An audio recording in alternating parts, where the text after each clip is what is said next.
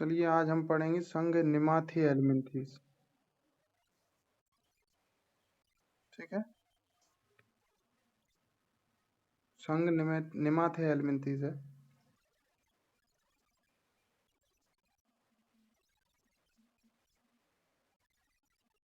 तो इसमें सबसे पहले लीड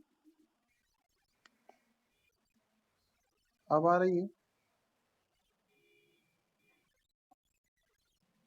चलिए आज हम पढ़ेंगे संघ निमाथे एल्मिंथीज।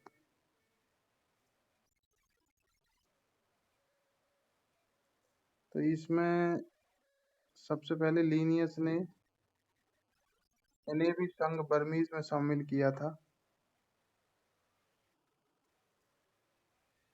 और एक वैज्ञानिक थे जिनका नाम था ग्रांट नाम के वैज्ञानिक ने इन्हें एसके एल्मिंथीज नाम दिया था। और इसका अर्थ होता है सूत्रकृमि। तो एसके एल्मिंथीज का अर्थ क्या होता है? सूत्रकृमि, नेमेटोड। और लीनियस ने इसको किसमें रखा था? बर्मीज में शामिल किया था।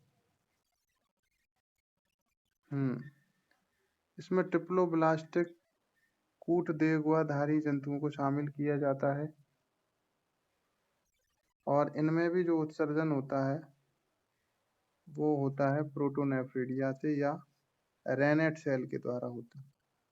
तो उत्सर्जन किसके द्वारा होता है? प्रोटोनेफ्रिडिया या रेनेट सेल के द्वारा। इनके शरीर कोशिकाओं में नाभिकों की संख्या प्रजाति विशेष में स्थिर पाई जाती है। और एक लिंगी सदस्यों में नर जो होते हैं वो मादा से छोटे होते हैं। कैसे होते हैं? छोटे होते हैं। शरीर इनका क्यूटिकल से ढका होता है। और ये जो जीव होते हैं ये अमोनोटेलिक जीव हैं। अमोनोटेलिक जीव होते हैं। ठीक है। इनका नीचे क्लासिफिकेशन है, उसको भी देख लेते हैं। तो इसको 6 वर्गों में बांटा गया है निमाथे एल्मिंथीज को। कितने वर्गों में बांटा है? 6 वर्ग हैं। तो 6 वर्ग देख लेते हैं कौन कौन से हैं। तो 6 वर्गों में पहला वर्ग है रोटीफेरा। कौन सा है? रोटीफेरा। दूसरा कौन सा है? गैस्ट्रोट्राइका। ठीक है। तीसरा है इकाइनोडेरा। चौथा क्या है? चौथा है प्रियापुलेडा। और पांचवा कौन सा है? पांचवा है नेमाटोडा। और छठा है नेमेटोफोरा। तो 6 हैं वर्ग। ठीक है, एक एक करके हम उनको डिटेल में डिस्कस करेंगे। तो चलिए पहला देख लेते हैं। पहला वर्ग जिसका नाम है रोटीफेरा। क्या नाम है? रोटीफेरा। तो वर्ग रोटीफेरा, इस वर्ग के सदस्यों को चक्रधारी कहा जाता है। क्या कहा जाता है? चक्रधारी, व्हील बैरियर। क्यों कहा जाता है? क्योंकि इनके सीलिया की गति चक्र के समान होती है, इसलिए इनको चक्रधारी कहा जाता है, रोटीफेरा के सदस्यों को। और ये साथ में एक लिंगी जीव होते हैं। कौन से होते हैं? एक लिंगी जीव होते हैं। शरीर पर मोटा लोरिया नामक एक आवरण देखने को मिलता है या पाया जाता है। क्या पाया जाता है? म- लोरिया नामक आवरण होता है एक मोटा, तो शरीर पर देखने को मिलता है। इसके बेस्ट एग्जाम्पल कौन कौन से हैं? इसके उदाहरण है फिलाडेना और केरेटिला। फिलाडेना और केरेटिला। इसके बाद नेक्स्ट वर्ग है सेकंड, वर्ग है गैस्ट्रोट्राइका। और गैस्ट्रोट्राइका इनके शरीर पर सीलिया केवल अधर मतलब वेंट्रल सतह पर होती है और इनकी पृष्ठ सतह पर या डोर्सल सतह पर सीटी व स्पाइन पाए जाते हैं। ये सभी समुद्री जीव हैं, समुद्र में देखने को मिलेंगे और ये उभयलिंगी होते हैं। ठीक है। फॉर एग्जाम्पल मैक्रोडोसिस, मैक्रोडोसिस, केटोनॉट्स। ठीक। इसके बाद नेक्स्ट वर्ग है वर्ग इकाइनोडेरा। कौन सा है? इकाइनोडेरा।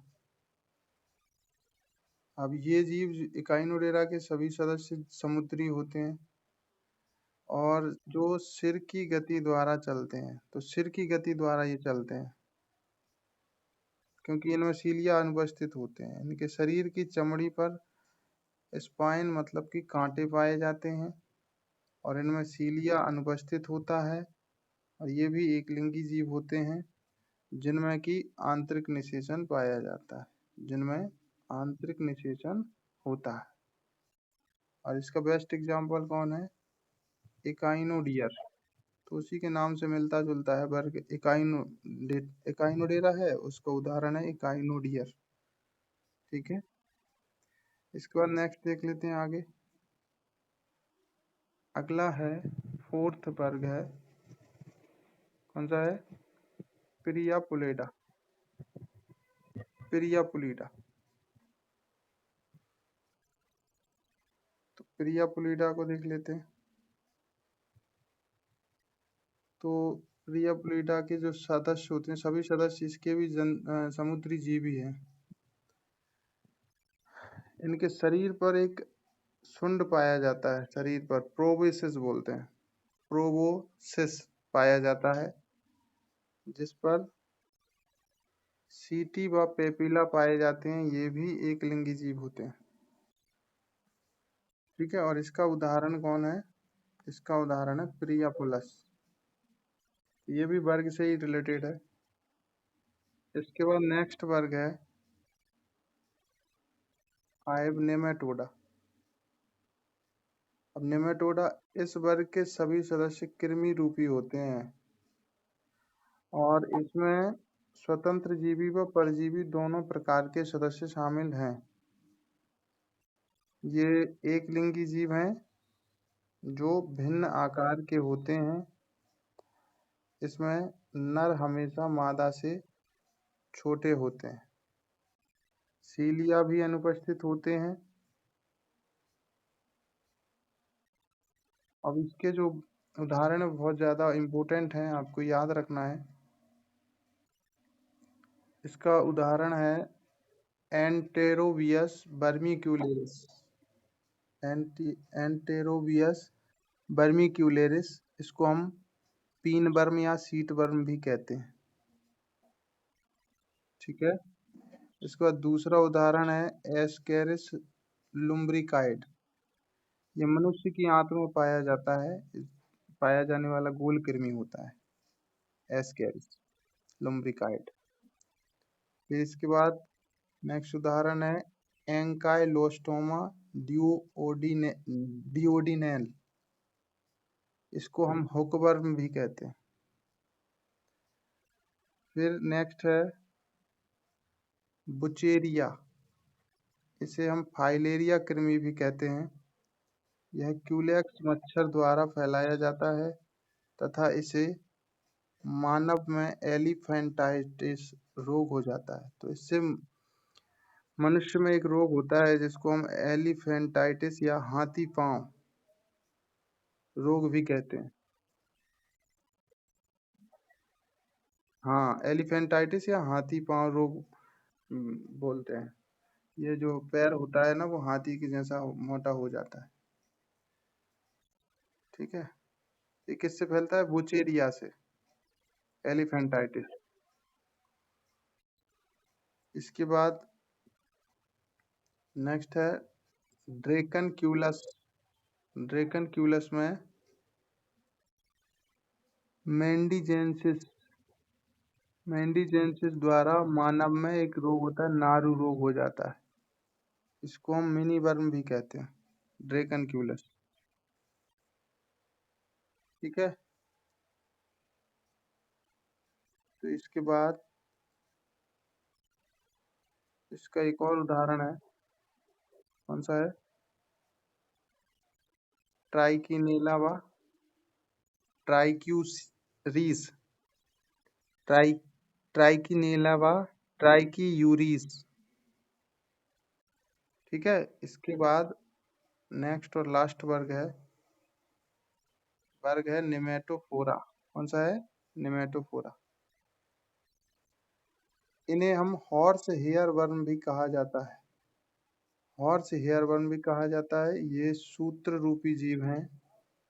ये भी एक लिंगी जीव हैं, और जिनमें नर व मादा अलग अलग आकार के होते हैं। और इसके उदाहरण है पैरागोडियस, नॉक्टोनिमा। तो इस प्रकार हमारा निमाथे हेलमिंथीज संघ क्लियर हो गया, कंप्लीट हो गया। इसके बाद हम नेक्स्ट संघ पर चलते हैं। इसमें किसी को कोई दिक्कत हो तो बताएं। तो नेक्स्ट संघ है हमारा एनिलिडा। कौन सा है? एनिलिडा। संघ एनिलिडा। इसके बारे में तो पहले भी आप लोग थोड़ा बहुत जानते हैं। तो देखिए, इसमें देख लेते हैं। तो लेमार्क वैज्ञानिक ने सर्वप्रथम खंडों में विभाजित जो कृमि थे उनको इस संघ में रखा था, एनिलिडा में। किसने रखा? लेमार्क ने। तो खंडों में विभाजित जीव है।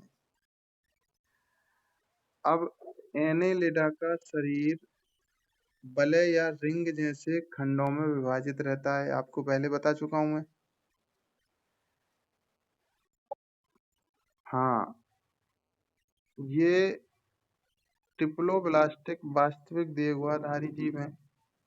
इनमें वास्तविक देहगुआ होती है, जिसमें मलद्वार भी उपस्थित होता है। और हाँ, इनका प्रचलन अंग क्या होता है? सीटी या सूख होता है, जैसे कि केंचुए में हमने देखा था। देहगुआ में सिलोमिक द्रव, देहगुई द्रव भरा रहता है, ये भी हमने उसमें देखा था। इनमें रक्त परिसंचरण तंत्र भी देखने को मिलता है, वो भी देखा था। रक्त का रंग लाल होता है हीमोग्लोबिन के कारण। है। हृदय होता है। उत्सर्जी अंग क्या होते हैं? नेफ्रीडिया होते हैं। तथा इनमें संवेदांग भी पाए जाते हैं। इनके लार्वा का नाम होता है, उसको हम लार्वा को ट्रोकोफोर लार्वा कहते हैं, ये आपको याद रखना है। तो एनिलिडा संघ के जीव जंतुओं को क्या बोलते हैं? जंतुओं के लार्वा क्या बोलते हैं? Trochophore larva. क्या बोलते हैं? Trochophore larva. चलिए, यहाँ तक क्लियर है, आगे चलें। चलिए आगे देख लेते हैं। तो इसको ना, संघ एनिलिडा को 4 वर्गों में बांटा गया है। कितने वर्गों में? 4 वर्गों में। 4 वर्ग में कौन कौन से हैं? पहला है पॉलीकीटा, दूसरा वर्ग है ओलिगोकीटा, और तीसरा है हिरुडाइनिया, और चौथा है आर्की एनिलिडा। ठीक है। एक एक करके चारों को देख लेते हैं डिटेल में। तो देखिए, सबसे पहले हम देख रहे हैं वर्ग पोलीकीटा। ठीक है। इनके प्रत्येक खंड पर एक जोड़ी प्रचलन अंग पैरापोडिया पाए जाते हैं। तो प्रचलन अंग कौन सा होता है? पैरापोडिया। इनमें क्लाइटेलम नामक खंड नहीं होते हैं, ये आपको याद रखना है। अर्थात कोकून निर्माण नहीं होता। सभी सदस्य एकलिंगी होते हैं। इनके लार्वा ट्रोकोफोर के कायांतरण से वयस्क जंतु का निर्माण होता है। ठीक है। तो इनका लार्वा जो ट्रोकोफोर होता है, उसमें मेटामॉर्फोसिस होता है, कायांतरण या रूपांतरण, उससे वयस्क जंतु बनता है। इसके उदाहरण है नियंथिस या नेरीस, पालिनो, किटोप्टेरस। ठीक है। नेक्स्ट वर्ग है ओलिगोकीटा। अब ओलिगोकीटा क्या है? ये मिट्टी में रहता है, जमीन पर। ये जमीन पर मिट्टी में रहते हैं। इनमें सिर अनुपस्थित होता है। इनमें पैरापोडिया का अभाव होता है, मतलब ये नहीं पाए जाते। इनका प्रचलन अंग सीटी है, उसके स्थान पर सीटी होता है। सभी उभयलिंगी जंतु हैं जिनमें कोकून निर्माण होता है। तो ये ध्यान रखना है, इसमें कोकून निर्माण होता है। अब ये वर्ग किसका था ओलिगोकीटा, मुझे कोई बताएगा? केंचुआ। इसका उदाहरण है फेरेटिमा। सामान्य केंचुआ, द्रविड़ा, दक्षिण भारतीय केंचुआ, ये सब पढ़ चुके हैं हम। लुम्ब्रिकस। ठीक है। तो केंचुए का ही वर्ग था ओलिगोकीटा, तो वो इसी में आता है। इसके बाद नेक्स्ट वर्ग है हिरुडाइनिया। वर्ग है हिरुडाइनिया। इसमें देख लेते हैं कौन आता है। इस वर्ग में जोंक आती है, लीच सम्मिलित करते हैं। जोंक समझते हो ना, जिसको तुम गोंच बोलते हो, पानी में रहती है, समुद्र में। वो इसी में आती है हिरुडाइनिया। अब लीच समुद्री जल में या जमीन पर रहती है। इसमें प्रचलन अंगों पैरापोडिया सीटी का अभाव होता है।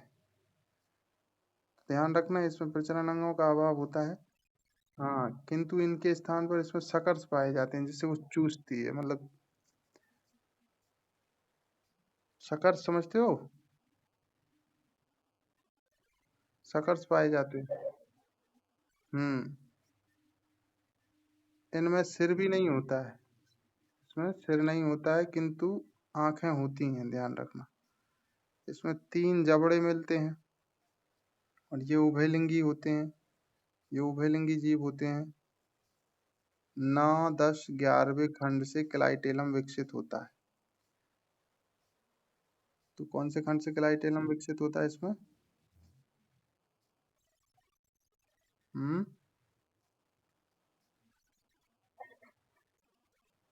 हाँ, ध्यान रखना, 9, 10, 11वें खंड से क्लाइटेलम विकसित होता है इसमें।